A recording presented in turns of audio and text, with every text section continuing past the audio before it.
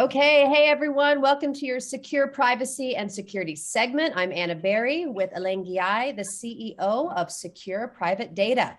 Okay, Alain, one single vulnerability is all an attacker needs. It's summertime, we are traveling, I'm traveling a lot. I want to know some tips to keep our data private and secure. How can we handle airports? How do we handle all these apps that we have to download to get into hotels and concerts? What should we do? Tell us. Yeah, hi, Anna. And you brought up a lot of good keywords and subjects. You got your airport, you have your hotel Wi-Fi.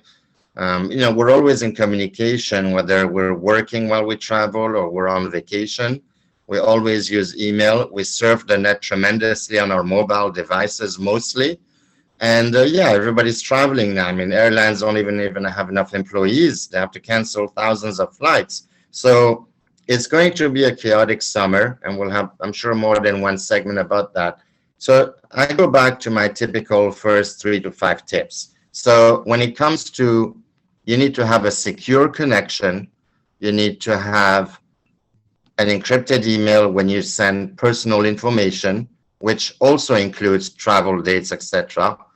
And when you chat, if you use one of those free big tech platforms, make sure it's nothing too personal.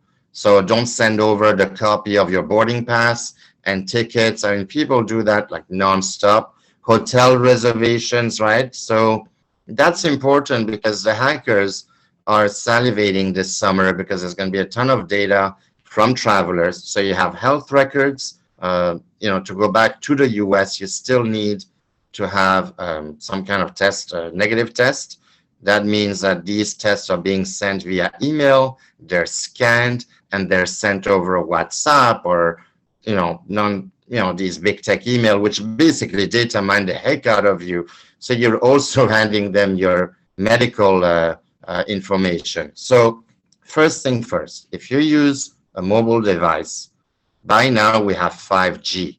We don't need to save on gigabytes for Wi-Fi, etc. There's enough of storage. I think that most plans give you 10 gig or unlimited gig. So I would recommend that you do not use Wi-Fi.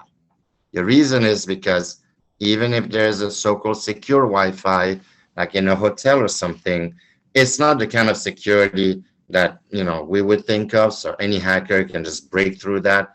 There were so many tests done in hotels and hackers, wide hack as we call it. So use your regular phone internet connection. Just surf the net. If you're watching Netflix in the plane or something, and obviously, I guess in an airplane, you have to use the airplane Wi-Fi. I guess that leaves you vulnerable to that. I mean, but if you want to, you can. Most airplanes now, they have programs on their seats. They have TV. They got everything. They got Dish Network, whatever. You got JetBlue that has like an amazing entertainment system, supposedly, from what I've seen. So airplanes have that. But really, if you're in an airport, if you're in a coffee shop, if you're in a hotel, do not use your Wi-Fi because you have a great connection with your mobile. So you're saying, Alain, that when we're in a hotel, we should tap into the hotspot and not the hotel Wi-Fi. Yes, that's exactly it. So what it means is basically you go to your device, and I think it has mobile hotspot. You click on the thing. I have one here, and I can show people. I use a Samsung, and then I clicked on mobile hotspots here. I'm sure iPhone has a similar thing. And that's it. And then what happens when that happens, essentially, you are using your mobile data from your phone plan. And then I could hear a lot of people panicking, but phone plans today have like a zillion gigabytes, and most of them are at 5G in the US, which is a big privilege. So you're getting probably a better connection than the Wi-Fi of the hotel or the Wi-Fi of your coffee shop, because what's happening in these Wi-Fi, public Wi-Fi, they have a particular bandwidth, and if it's like everybody takes a shower at 7 a.m. in a hotel, it's going to be colder water. If you wait an hour or two later, it'll get back to warm, in those kind of business hotels or whatever. So it's the same thing with Wi-Fi. And what happens when the Wi-Fi is stretched and weak, the signal is weak, the security gets even weaker. Wow. So use your phone, use your hotspot, and don't accept anybody else's hotspot that you don't know, obviously. Also, if you're looking at your phone, actually, one of my largest shareholder told me about this ad that he saw on TV. He's in the US, and it was somebody looking at their phone and then another person behind looking at what they do. It was kind of an ad about watch out when you're in a public place. That's Wow. also, I've been saying that since 2012 on TV, whenever I am on TV. And I've been saying, listen, watch what you do. You're in your coffee shop and you have your computer and you have all your stuff open. It's super nice. It's fun. You got your cappuccino, but you have a million people behind you that are watching what you do. So you need to be a little bit more careful and use the strength of your 5G and watch out and cover your screens, stuff like that, stuff that we don't think of doing. Now, tell me about plugging in, because I was plugging in the airport the other day with my USB and a random gentleman was like, don't do that. They'll steal your data. Is that true? Yes, so you were on a seat. I guess I've seen those on some airports.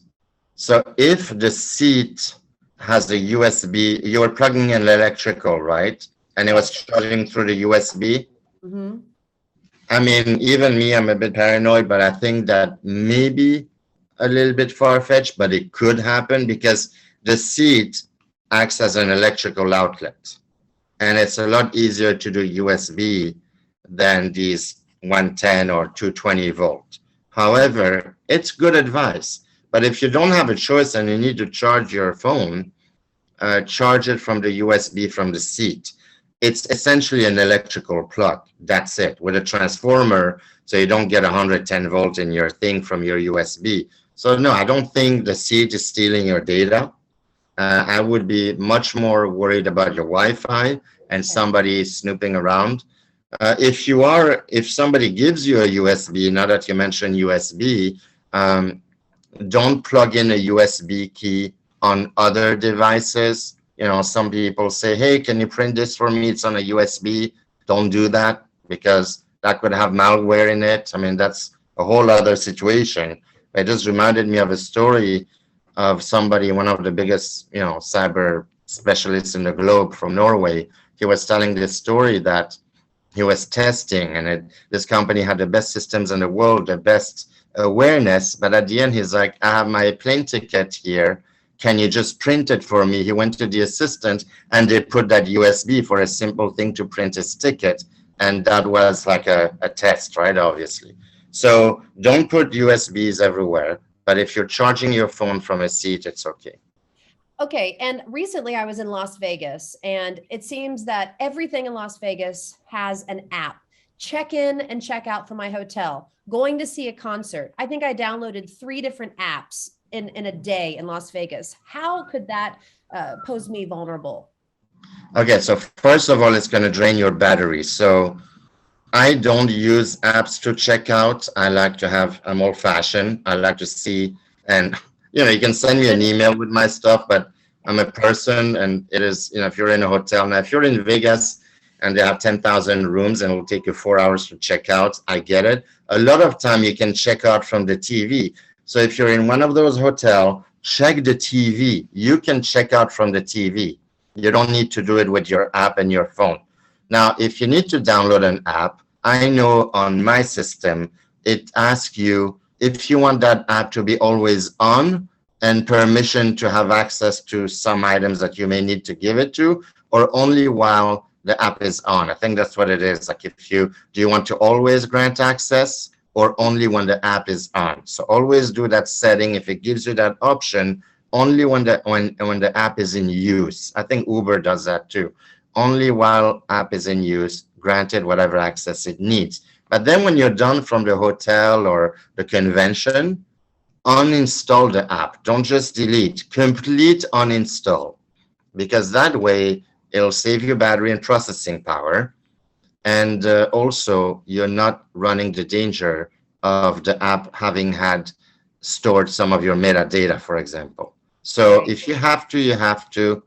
And when you're done, uninstall everything. Don't just click delete. You have to completely uninstall the app. because, next time you go, you reinstall if you have to. Great. These are wonderful tips, bringing awareness to our data so that we can live in peace, knowing that we're not going to be vulnerable to attackers. So let's tie in where Secure comes in, because once you plant the seed like you're doing, and hopefully we're doing for our viewers, it's going to grow more awareness so that we do start to take on services that you're providing to protect our text messages and our emails. So tell us about some of your updates. Yeah, so for example, if you buy Secure, the email obviously is a great product because, and also we have our email application. One of our board member was telling me yesterday that he just started to download on an iPhone, and it works great, and it has the secure send feature, so you can send an email to someone without the other person's ISP watching it and all that. You can go to secure.com, go to support, and then go to tutorial and learn more about what we have. But essentially, if you have Secure Messenger, you can chat with anybody you want that has Secure, or you can do chat by invite. You can text someone to click on a secure link and chat with you. So if you're in a convention and you're discussing business, or you're doing things, or if you need to email someone your itinerary, your COVID test, for example, or your hotel booking, use Secure email, and then use the secure send feature, which you have to do from webmail or from our app, which is still in beta mode, but I think in a month we'll finally release a more polished version. So that's how you can reduce your data mining footprint, because all these companies, those big tech, which are basically 99.9% of the companies out there, they do data mine you. Also, when you download these applications you were mentioning, did you notice they always ask for your phone number? You need to put your phone number first. That's how they get you.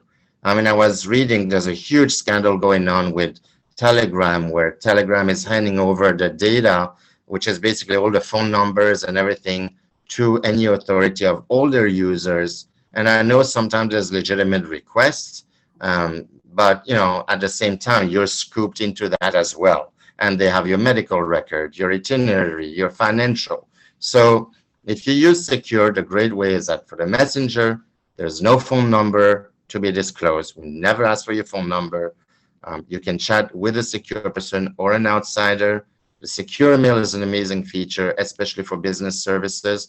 And also if you need to receive a certificate, your COVID thing, whatever, because US still requires that. Some countries require a negative test. Maybe you want to email that provider and say, hey, just upload the COVID certificate to this and use secure reply. That way, nobody has your medical record. That's becoming big business for hackers. And down the road, I think if everything goes well, by Q4, we're going to launch our own VPN, which is something that people have been waiting for years. And once you have that VPN, then all your surfing on anything, the location of it at least will be anonymous. So that's one way you can reduce your data mining footprint. Reducing our data mining footprint and increasing our awareness so our data can be safe, private, and secure. As always, I learned so much from our weekly show, and thank you so much for joining us and giving us these tips. I hope our audience is taking this and using it in their everyday lives. Thanks, Anna. And it's always a pleasure talking with you about these tips, educating our audience.